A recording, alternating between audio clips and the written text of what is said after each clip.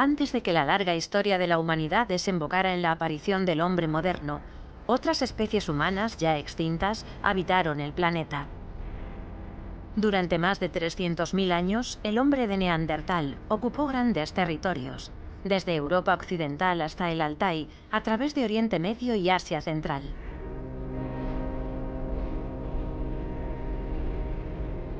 Hace unos 80.000 años, un grupo de neandertales dejó rastros de su viaje en las dunas de arena de la costa de Normandía.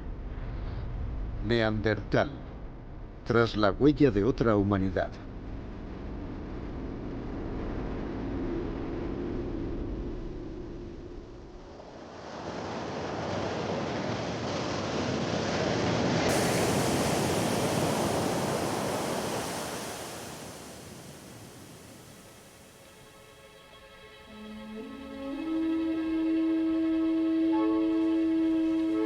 Desde 2011, el arqueólogo Dominique Cliquet ha estado explorando el conjunto arqueológico de Le Rosel, en Normandía. Cada año en verano, las excavaciones sacan a la luz cientos de huellas pertenecientes a uno de los hombres prehistóricos más famosos, el Neandertal. Mira, ¿ves un pie derecho en esa dirección? ¿Eso? O a lo mejor es el izquierdo. No sé, no estoy segura. ¿Es una huella? Sí, supongo. Yo también lo creo, pero es pequeña.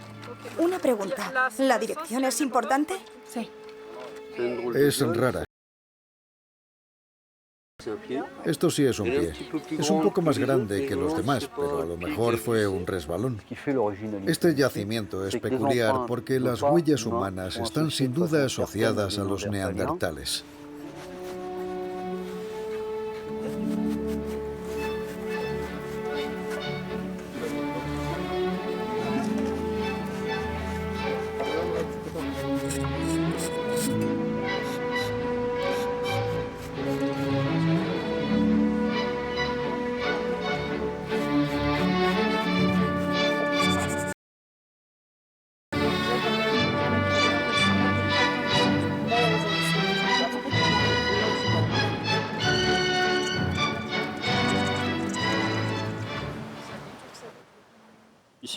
Aquí se ve muy bien una huella adulta.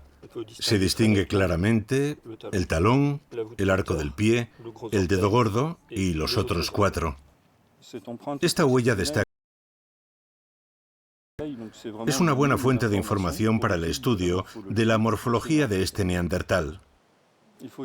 Para conservarla, hacen falta condiciones muy especiales.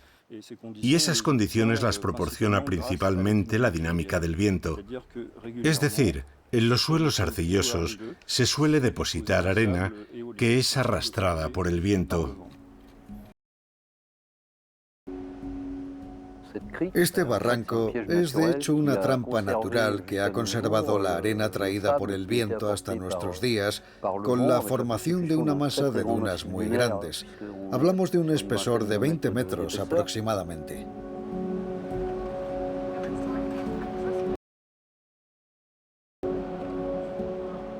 Estos estratos fangosos son muy interesantes porque han permitido conservar las huellas dejadas por los hombres prehistóricos que pisaron estos suelos relativamente blandos.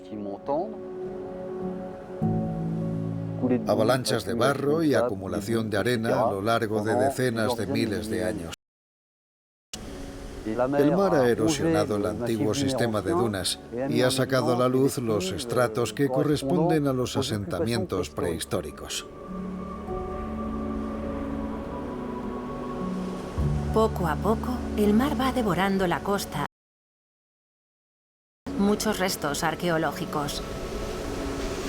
Con cada marea, el agua corroe un poco más el cordón de dunas, llevándose una parte de las capas prehistóricas de Le Rosel.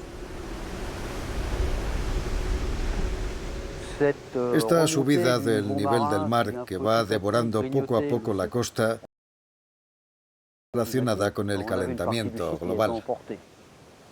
Una parte del yacimiento se la llevó el mar y nos vimos obligados a tomar medidas de precaución. Tuvimos que hacer una escollera para proteger los pies de la duna.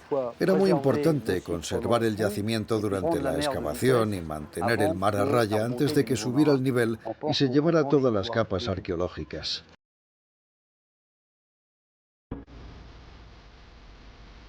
Pero a pesar de la escollera, el yacimiento de Le Rosel corre verdadero peligro. Para protegerlo del mar, Dominique Cliquet decidió iniciar una excavación de rescate en la parte más expuesta del yacimiento. Desde 2012, durante el verano, un equipo de estudiantes de arqueología se afana en sacar a la luz los frágiles estratos de ocupación prehistórica que aún se conservan. Cada excavación es... Aquí parece que hay un pie muy pequeño con sus deditos. Y el izquierdo también se ve. Sí. Ahí se ve un piececito con los dedos muy pequeños. Y allí hay otro más. Déjame mirar otra vez. Dominique, ¿qué crees tú? Me ha parecido ver que podía haber más de un pie como ese. En el lateral y también hacia la izquierda. Sí. Vale. Sí. Ya lo veo. Es el pie, ¿verdad? Aquí está el empeine y ahí el talón. Hemos tenido suerte de que aquí haya tan buenas condiciones. Tenemos pies y también manos. Pocas, pero son las únicas que se conocen de esa era en el mundo actualmente. A menudo se usa una brocha, incluso una brocha de maquillaje para descubrir las huellas, que son muy frágiles y efímeras. Por eso las humedecemos con resina. Si se dejan secar, se desintegran enseguida. Donde vea pequeñas grietas, ¿pongo un poco de arena suelta? No, vuelves a unirla con cuidado y la empujas un poco con la cuchara para tapar el hueco. Vale. Así aguantará. Sí.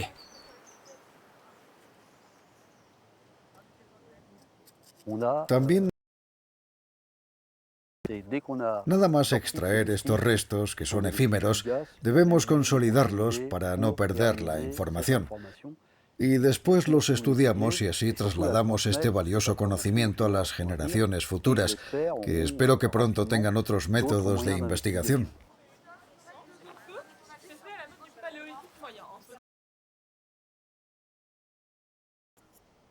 Sí, 80.000 años. De este periodo solo existen otras 9 huellas conocidas del mundo neandertal. Al finalizar este proyecto tendremos más de 1.500 huellas humanas. Esto hace que el yacimiento sea único y sobre todo una importante base de referencia para estudiar la locomoción, la estatura, la masa corporal, la marcha de estos pueblos prehistóricos.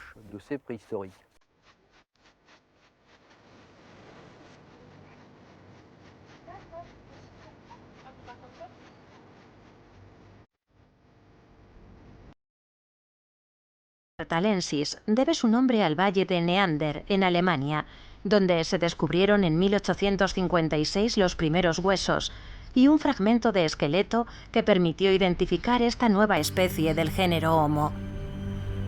Casualmente, en alemán, Neandertal significa Valle del Nuevo. Pero este nuevo hombre, bautizado por una ciencia aún en pañales, iba a sufrir durante mucho tiempo los prejuicios que influirían con fuerza en sus primeras representaciones.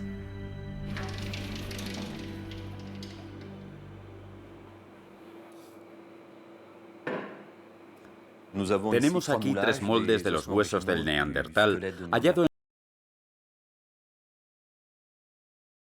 Es posible definir científicamente a los neandertales a finales del siglo XIX. En este cráneo, por ejemplo, los investigadores de la época se fijaron en que la cavidad craneal parecía bastante baja. Es un cráneo muy alargado y en la robustez de los huesos, que se aprecia muy bien en el arco superciliar, lo que se denomina torus supraorbital. Esta franja ósea va desde un extremo de la órbita al otro. Y en un volumen cerebral que se consideraba bastante pequeño. Basándose en esta morfología, los científicos de la época pensaron que los neandertales eran seres toscos, primitivos, cognitivas similares a las de los simios. Pero a medida que avanza el conocimiento, nuestra visión del neandertal ha cambiado totalmente.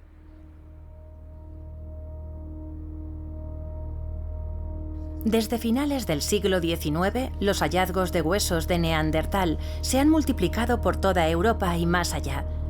Estos yacimientos también están llenos de sílex tallados, así como de fragmentos de tallas que revelan verdadera destreza en la fabricación de herramientas.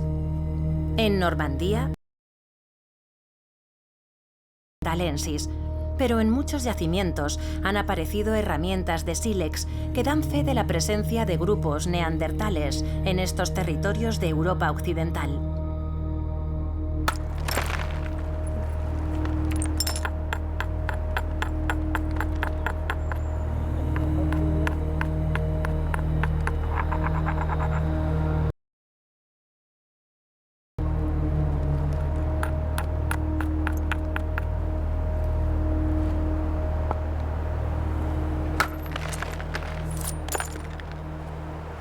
Lo voy a probar, aunque sea un poco menos. ¿Sí? Voy a tratar de dar un golpe más perpendicular para darle por debajo, a este nivel, Sí. para que se abra por aquí.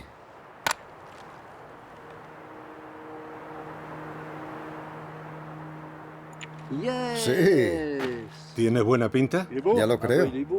Habrías... Sí, si no se hubiera endurecido, habría salido entera. No ha sido fácil. Sí. Estupendo. Ha salido muy bien. El objetivo del experimento era reproducir una lasca mediante el método Levallois,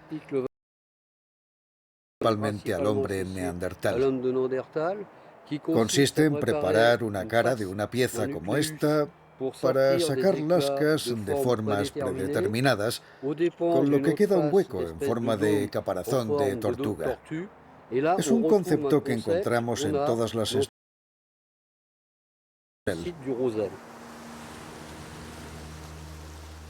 El yacimiento prehistórico de Le Rosel fue descubierto en 1967 por Yves Rupin, mientras investigaba la erosión de los acantilados y las costas de Cotentin. En el cabo de Pau, lo que queda de una duna de arena erosionada por el mar deja al descubierto sílex asociados a restos de casas y huesos de mamíferos. A finales de los 60, las primeras excavaciones revelaron nuevos restos prehistóricos, entre ellos puntas de sílex, talladas con un método que se creía exclusivo del Homo sapiens. Para los arqueólogos, el yacimiento de Le Rosel solo podía datar del Paleolítico Superior, el periodo en el que el neandertal desapareció y dio paso al Homo sapiens. Desde las excavaciones por Racine, Dominique Cliquet sabe que la atribución sistemática de este proceso de corte de sílex al Homo sapiens plantea interrogantes. Aquí que hubo presencia neandertal por los montones de escombros.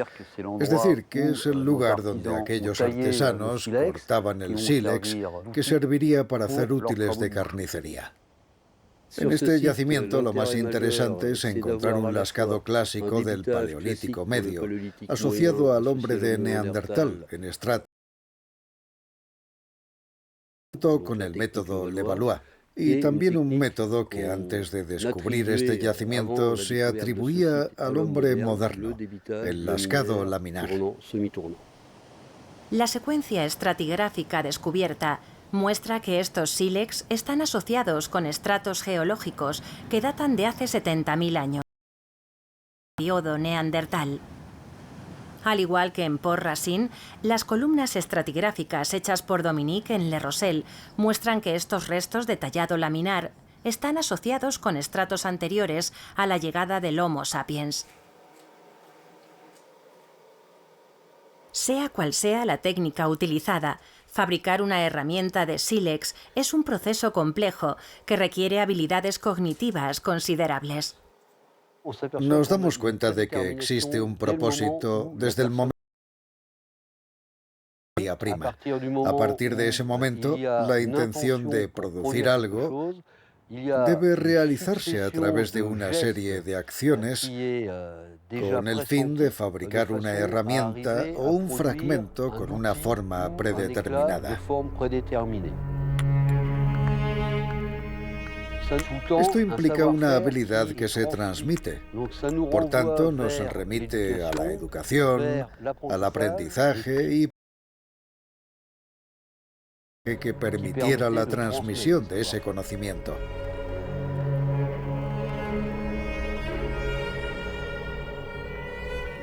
Los neandertales, para fabricar sus herramientas, tenían que inventar cognitivamente el presente, el pasado y el futuro.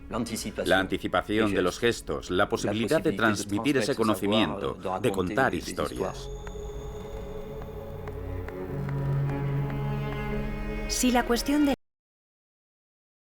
en el hombre de Neandertal ha dividido a la comunidad científica, el hallazgo de un enterramiento excepcional en el yacimiento de Quevara disipa todas las dudas. Estamos ante un vaciado del enterramiento de Quevara II, un neandertal de Israel. A día de hoy, este es uno de los esqueletos neandertales adultos mejor conservados de Oriente. La excavación permitió el descubrimiento, prácticamente en posición anatómica, a nivel de las vértebras cervicales, de un hueso hioides completo, que además es, creo, el único hueso hioides completo conocido en el mundo. A la nuez, y que está muy implicado en la función de una gran parte de la boca, la tráquea, etc. El descubrimiento permitió demostrar que, en cuanto a este hueso, no había diferencia anatómica entre los neandertales y nosotros. Por tanto, la biología, ya sea la ósea o la que se puede deducir de la estructura del cerebro neandertal, no favorece la hipótesis de una capacidad de habla inferior.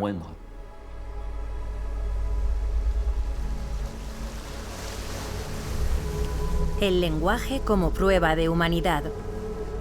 Pero las palabras se pierden. Es imposible encontrar su rastro en la tierra, al contrario que otros vestigios.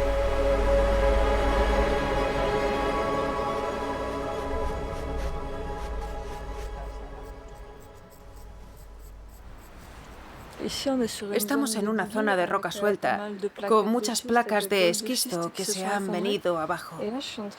Y ahora estoy excavando la estructura de una especie de horno con restos de carbón y cenizas. Ya se han tomado muestras de capas superiores de sedimentos con carbón o con cenizas para su análisis. Yo voy a seguir descendiendo por este estrato para tratar de recoger muestras de carbón y localizar el fogón. Los análisis químicos confirman que estos hogares se usaban para cocinar o para ahumar carne o pieles. Los restos de huesos proporcionan información sobre los animales que cazaban los neandertales de Le Rosel: ciervos, uros y caballos.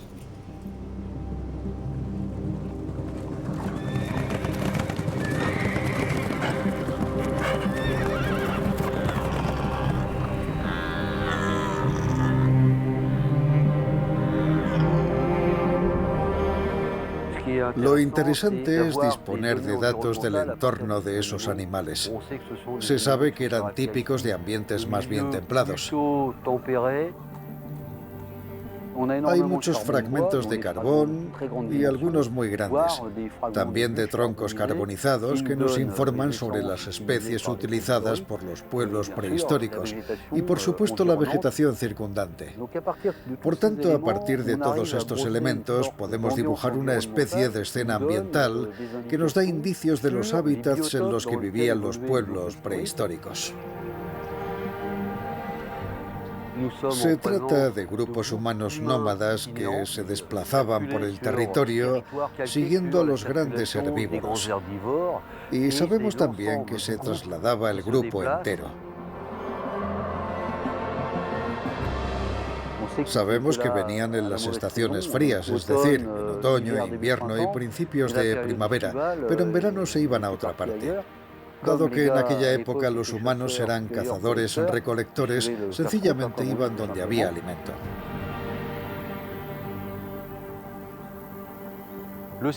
El lugar es a la vez un refugio natural en una cala resguardada de los vientos predominantes y un punto de observación para controlar el tránsito de las manadas. Además, con el nivel del mar más bajo que el actual, había una roca inmensa que emergía de la llanura costera y constituía uno de los elementos estructurales que permitían a las poblaciones prehistóricas orientarse en el paisaje. Hace 80.000 años, el paisaje de Le Rosel era distinto. El nivel del mar era mucho más bajo. Una inmensa llanura cubierta de hierba y salpicada de dunas se extendía hasta el mar, cuya costa estaba a 2 kilómetros de la playa actual. En un paisaje así, el promontorio de Le Rosel, con sus acantilados de esquisto, destaca en el horizonte. Una franja de tierra conecta las islas anglo-normandas con el continente. A varios kilómetros, en la isla de Jersey, el promontorio rocoso de la Côte de Sambrelade destaca en el paisaje. Los descubrimientos hechos en este yacimiento sugieren distintas ocupaciones neandertales que van desde hace 250.000 años hasta la desaparición de la especie. Durante varios años, el arqueólogo Matt Pope ha llevado a cabo nuevas investigaciones en el lugar. Este año ponemos en marcha un programa para proteger el yacimiento del cambio climático y la erosión costera. Desde 1940, la erosión y la subida del nivel del mar han hecho retroceder 10 metros los sedimentos de la era glacial formando un acantilado. Sabemos que hay periodos en los que las temperaturas son tan cálidas como las actuales y el nivel del mar es tan alto como el de hoy, pero son épocas muy breves. Durante gran parte de la historia de la Côte, el mar ha estado más bajo y las temperaturas han sido más frías. Jersey se sitúa en mitad de este precioso paisaje sumergido del Golfo Normando-Bretón. Normandía es apenas visible. Bretaña no se ve, pero en los parajes entre ambas se movía, cazaba y vivía el pueblo neandertal. La Côte de Sambrelade es un elemento de ese paisaje al que vuelven una y otra vez. Además de los dientes de Neandertal que permitieron identificar a los pobladores, han aparecido numerosos huesos de animales, cuya misteriosa disposición intriga a los arqueólogos.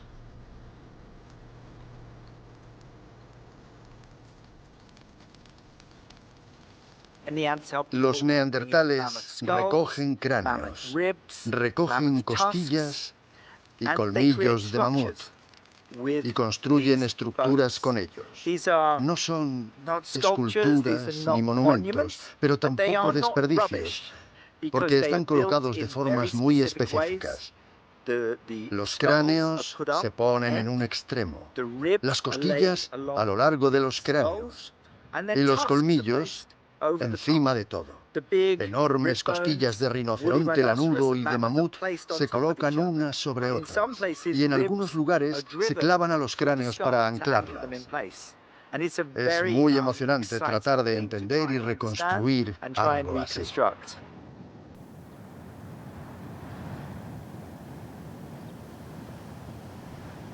A los humanos de hoy nos resulta difícil no proyectar en los neandertales nuestra forma de estar en el mundo. Quizá nuestros filtros culturales nos impidan acercarnos al universo mental de estos antepasados y comprender sus logros. Entre la diversidad y la universalidad, ¿cómo podemos reflexionar sobre esta otra humanidad a partir de las pistas que nos han llegado? ¿Todo esto es de la excavación de 2012? ¿Se han reforzado los huesos? Sí, los hemos afianzado. 184. No sé si hay algo que te suene. Sí, es curioso. Aquí, por ejemplo, hay un hueso de un individuo joven. Aquí está. Eso es de 2014. 6.831. ¿Puedes decir algo de esto? Va a ser difícil, porque está muy machacado. ¿Es un ala? No sabría decirte, aquí no veo ninguna estructura. Esto parece un número, puede que sea un ala. 6.830. Parece de un ganso. Esto es un radio, el hueso del ala de un ave grande. Es interesante. En esta parte es donde se encuentran las grandes plumas para volar. Tenemos montones de ejemplos similares, con objetos muy ilustrativos que nos acercan a su vida cotidiana. Pero lo que no podemos controlar es el espacio de tiempo transcurrido entre la formación de esos elementos, el tiempo que pasó entre los estratos que estamos investigando y los superiores de los que surgieron los primeros vestigios. Teniendo en cuenta el estado de conservación, te lo vas a pasar bien. No, si ya me lo estoy pasando pipa. Este juego de muestras está en un estado de conservación impresionante. Tiene 80.000 años de antigüedad. Es una locura para estar al aire libre. La superficie es perfectamente legible. Es impresionante. También nos quedamos atónitos con los primeros esqueletos que se desenterraron, ya que hay montones de piezas talladas junto a ellos. Cuchillos con retoques hechos con herramientas de hueso, huesos modificados. Para un yacimiento medio sigue siendo excepcional. Desde luego. Este te va a gustar más todavía. Son dedos, falanges auténticas de un ave rapaz nocturna. ¡Qué maravilla! Ya lo creo. Desde luego. Esto podría ser muy interesante, porque hay otros ejemplos en los que se han utilizado garras de rapaces nocturnas para hacer collares, amuletos.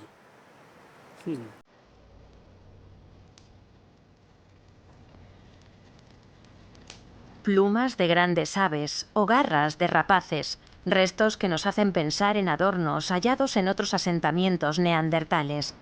Pero en Le Rosell, en asentamientos más antiguos, estos restos de aves, junto con otros vestigios, han intrigado a los arqueólogos. Un bloque de hematita, un óxido de hierro rojo, hallado cerca de una piedra de molino, que habría servido para moler este tinte natural, plantea interrogantes sobre para qué podrían haberlo usado. Tal vez como antiséptico para tratar pieles de animales utilizadas como vestimenta. ¿O usaban este tinte para pintar madera, pieles o como pintura corporal para destacar? Es un misterio. El arte rupestre desarrollado por el Homo sapiens en la prehistoria aporta pruebas inequívocas de la antigüedad del pensamiento simbólico en nuestra especie. Pero los indicios de ese pensamiento en el Homo neanderthalensis son motivo de controversia. No hay pruebas que demuestren realmente el desarrollo de forma de arte alguna entre los neandertales. Sin embargo, un nuevo examen de los contextos donde se descubrieron ciertos esqueletos neandertales nos permite reevaluar su capacidad de pensamiento. A principios del siglo XX, el yacimiento de La Ferracie, en Dordogne, aportó los restos de 7 individuos neandertales. La Ferracie, junto con el famoso yacimiento de Shanidar, en el Kurdistán iraquí, es el depósito de esqueletos neandertales más grande del mundo. Estamos viendo una impresión en 3D de un escaneo de superficie de todos los huesos del individuo de La Ferracie 1. Cuando se descubrió y se extrajo el cadáver, se tomaron fotos y se invitó a un grupo de científicos especializados a participar en la excavación y aportar su opinión. Uno de ellos es el famosísimo Abbé Henri Bray, que describió ciertos elementos de esta tumba, como la presencia de estos bloques alrededor del cadáver, pero también que hubiera una hondonada bajo el cuerpo y que sedimentos de ese nivel subyacente estuvieran por encima de él, lo que permitía demostrar la excavación intencionada de una tumba. Para que esos cadáveres se hayan conservado, está clarísimo que tuvo que haber un intento voluntario de paliar los efectos del tiempo y las actividades de los carnívoros. Por tanto, un deseo de tratar al difunto con respeto que, al menos en mi opinión, demuestra que los neandertales se cuestionaban el aspecto dramático de la muerte de uno de los suyos. Los enterramientos más antiguos que se conocen son de neandertales. Más allá de la atención que parecían prestar a sus difuntos, algunas de las tumbas también nos revelan la particular atención que los neandertales prestaban a los vivos. Es el caso del esqueleto de la Chapelle-aux-Sens, en Corrèze, el primero en ser reconocido oficialmente como un enterramiento neandertal en 1908. A este individuo se le llama el anciano, debido a que tiene patologías prácticamente en todo el cuerpo. Presenta indicios de osteoartritis en casi todas las vértebras y también en la pelvis. También vemos en la mandíbula una reabsorción ósea que solo se explica por la pérdida de todos los dientes, como vemos aquí. Por eso se cree que era un adulto de edad avanzada. Todas esas patologías casi nos aseguran que un individuo tan debilitado, en una población que, no olvidemos, es cazadora-recolectora y por tanto se mueve mucho, tendría que ser cuidado por su grupo. Y que esos grupos de neandertales tenían grupos familiares muy unidos y probablemente sentimientos de cariño y empatía hacia sus semejantes. Los gestos funerarios de los neandertales son muy variados. Entierran adultos, hombres y mujeres, y niños que están entrando en lo que llamamos adolescencia. Y también entierran bebés lactantes. Esta especie prehistórica consideraba a los recién nacidos elementos importantes de su sociedad, de su grupo, ya que prestaban especial atención a la hora de enterrarlos. En la Ferrasí tenemos incluso un feto al cual enterraron intencionadamente, es decir, que se trata de un aborto de una mujer neandertal. Lo llamamos la Ferrasí 5. Hemos encontrado 5 recién nacidos neandertales enterrados. No conocemos 5 recién nacidos de hombre anatómicamente moderno enterrados durante el Paleolítico Superior. Nuestros antepasados más directos en la prehistoria no trataban los cadáveres de los recién nacidos con el mismo respeto que los neandertales.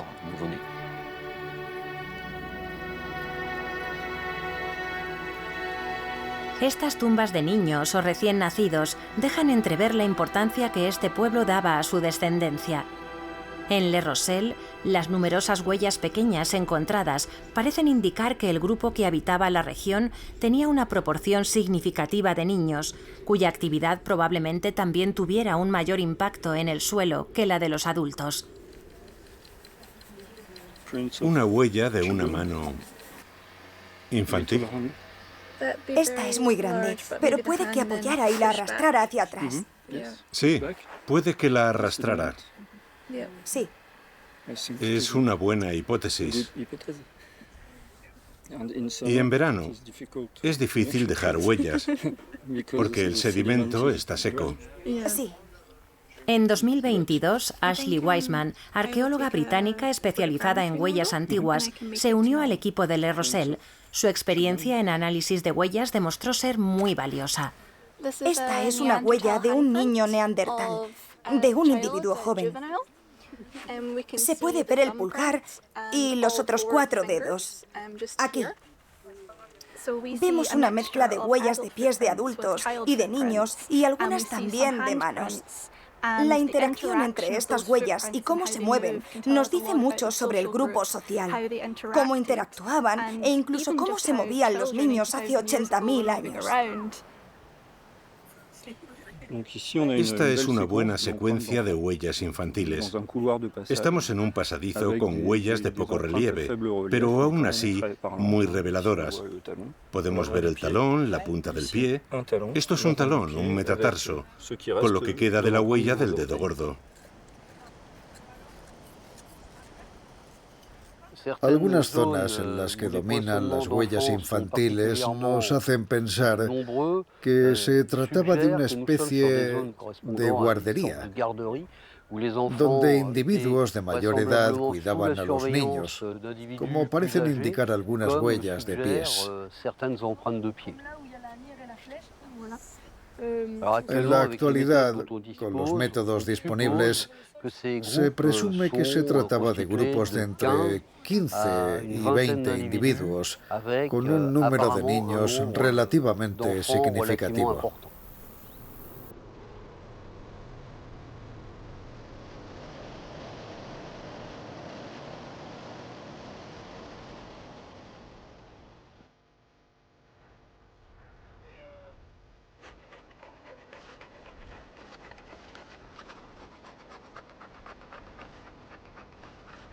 Aunque ciertas huellas parecen de pies descalzos, muchas otras intrigan a los arqueólogos.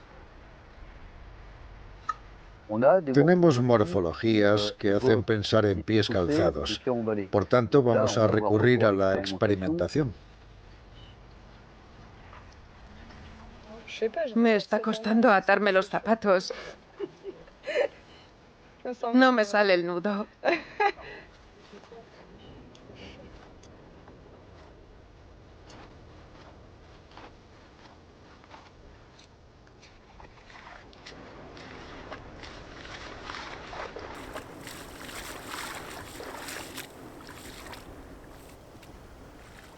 ¿Qué se siente al caminar por la arena y por la vegetación de la duna? Todavía no he notado nada de humedad, así que de momento bien. Parece que cubren bastante. Así que es probable que se pusieran esto. ¿Empezamos con buen pie?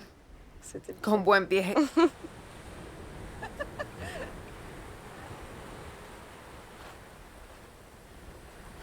Envolverse los pies en pieles resulta bastante agradable. Así se protegían, por ejemplo, de las piedras y los esquistos que podían pisar. Me parece un buen equilibrio entre no pasar frío y evitar las heridas. Estamos experimentando. Un pie envuelto en una piel flexible tiene la misma morfología que un pie descalzo. Se distinguen perfectamente el arco del pie, los dedos y el pequeño espacio entre ellos. Cuando la piel es flexible no se nota la diferencia. Para tratar de diferenciar mejor entre los pies descalzos y los calzados, el equipo se embarca en varios experimentos bajo la supervisión de Ashley. Se utiliza un preciso método para reproducir los efectos de la variación de humedad en suelos con distinto contenido arcilloso. A ver, ¿te parece que las llenemos todas y echemos el agua después o quieres primero esta? Bueno, tú mandas.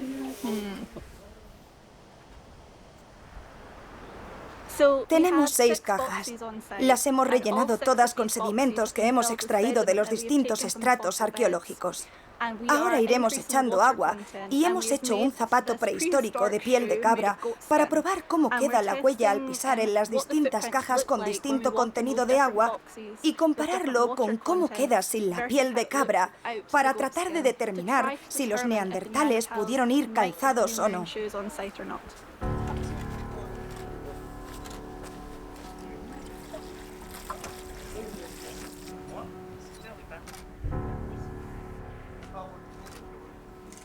Durante los experimentos tomamos muchas fotografías. Gracias a ellas podemos emplear un método llamado fotogrametría para crear un modelo en 3D de las huellas en el ordenador. Hemos hecho muchos modelos en 3D de las huellas experimentales y también vamos a hacer algunos de las huellas fósiles. Los resultados preliminares son muy prometedores. Hemos ido añadiendo cada vez más agua a la arena. Pero en estos estudios iniciales con poca agua, No hemos podido apreciar diferencias entre un pie descalzo y uno calzado. Parecen iguales. Y si la arena está muy seca, es imposible descifrar si llevan calzado o no. Pero cuando aumentamos la cantidad de agua, empezamos a ver diferencias. Empezamos a ver el pie y el calzado. Y había diferencias muy claras. Esas morfologías son las que vemos en el yacimiento. Así que sí, creo que hemos empezado a demostrar que tenemos algunas huellas de pies calzados. Parece que estamos a punto de llegar al origen del calzado. El zapato más antiguo conocido data de hace 30.000 años. Estos datarían de hace 80.000 años, lo que supondría un salto de 50.000 años en el tiempo.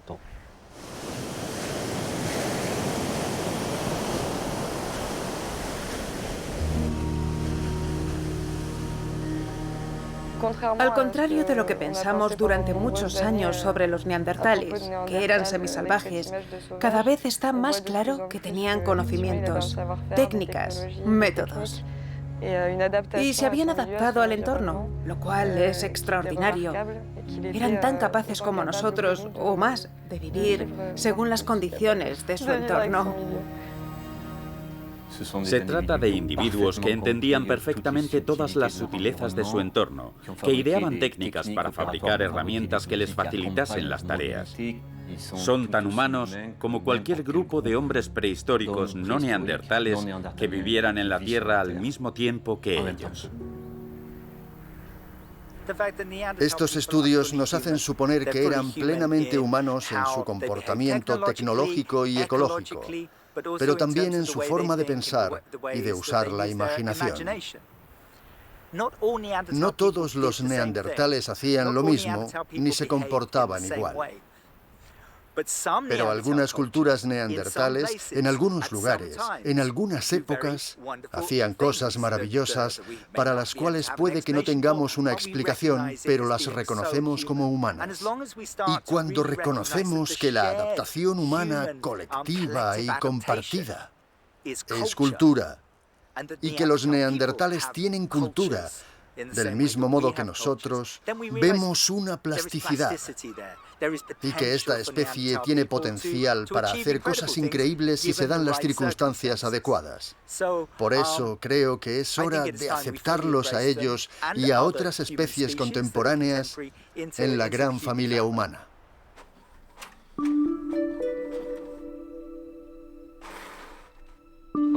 Este es muy gracioso. Es muy típico de nuestros jóvenes, que no saben estar en ningún momento sin el móvil. Vamos a dar la vuelta, no vale la pena.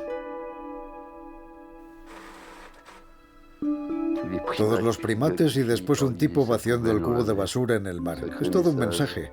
Me estoy cargando el medio ambiente del que vengo. En este está hasta el Cliquetus vulgaris simplex. Es fundamental. En 1965 se publicó la ilustración titulada La Marcha del Progreso, de Rudolf Salinger. En la actualidad, los científicos la critican por la visión demasiado simplista de la evolución que transmite. Una ilustración anclada en la cultura popular que genera numerosas parodias.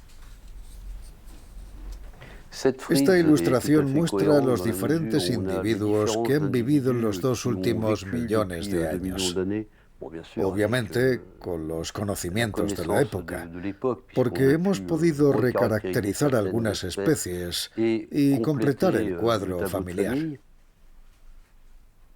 Pero es interesante ver que antes de los años 90 no importaba si se trataba de un hombre o una mujer. Era una especie, y la especie era sistemáticamente representada por un hombre. Hola, chicas. Después los ilustradores empezaron a dibujar parejas, de modo que ya aparecen representados el hombre y la mujer. Se introduce a la mujer prehistórica. Y como reza el dicho, detrás de todo gran hombre, incluso prehistórico, hay una gran mujer. Aún resulta complicado hacerse una idea precisa del papel de las mujeres en la prehistoria, pero las representaciones, sin embargo, van cambiando poco a poco.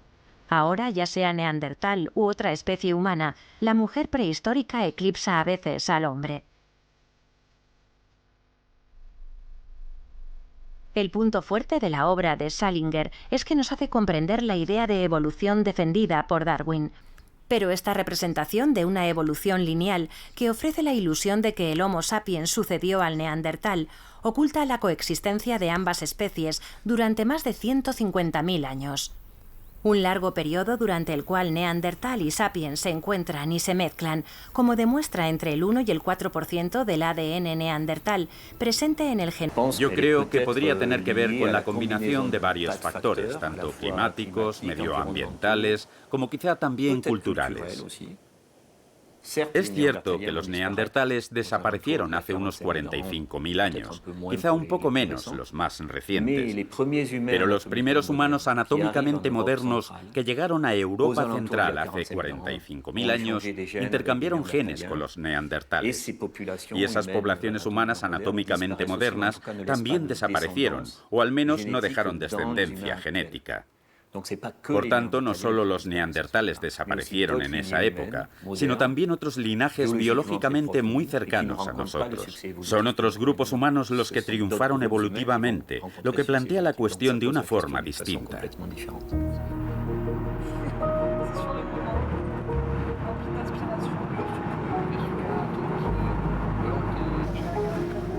La prehistoria es un largo proceso de construcción y deconstrucción.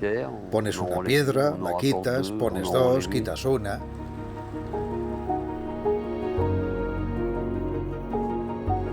Somos solo un pequeño eslabón en la cadena. Y lo importante es ver que la perspectiva de todos esos pequeños elementos permite construir la historia de nuestra humanidad y saber de dónde venimos los Homo sapiens.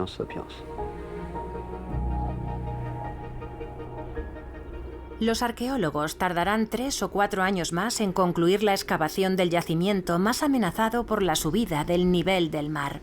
Pero por el momento, los restos hallados en ciertos estratos bajo las capas de ocupación neandertal siguen planteando interrogantes. Voy a continuar aquí. Vale.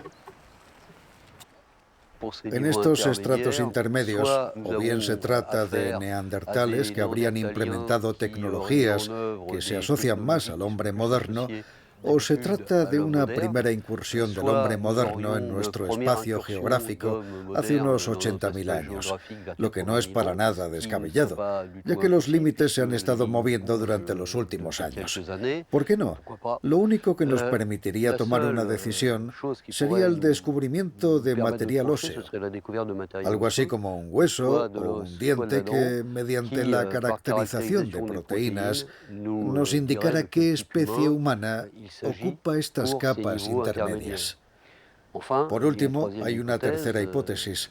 Podría tratarse de otra humanidad aún desconocida en nuestros espacios geográficos. No lo sabemos.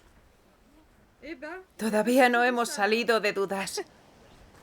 Ya contamos casi con 3.000 rastros y huellas. Es el único yacimiento del que se tiene constancia en el que se han encontrado tantas huellas humanas. De hecho, contamos con instantáneas de la vida cotidiana, lo que es muy poco habitual en estos periodos. Tenemos 2 huellas de un niño que estaba aprendiendo a andar, es decir, muy pequeñas, una al lado de la otra, junto con 2 huellas más grandes justo detrás, seguramente de una mujer joven. En este caso, vemos de inmediato el gesto de guiar a un niño que está aprendiendo a andar.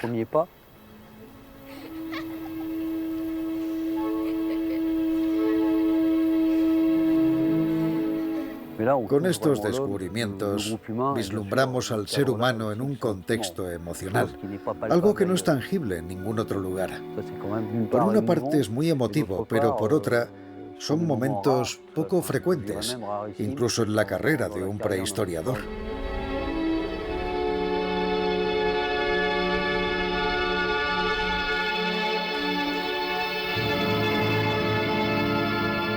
La investigación está barriendo prejuicios. El neandertal no tiene por qué ser menos inteligente que el sapiens. Es distinto, pero no menos humano. Las representaciones de una evolución lineal que conduce de manera inevitable al Homo sapiens, dejando atrás al neandertal y a las demás especies, resultan ser falsas hoy en día.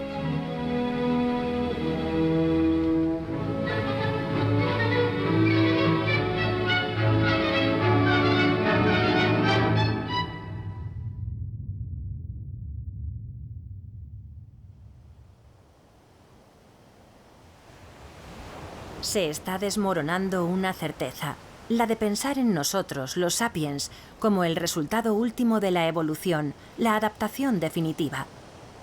Quizá la desaparición de los neandertales debería instar al Homo sapiens a ser más humilde y a reflexionar sobre su propia desaparición.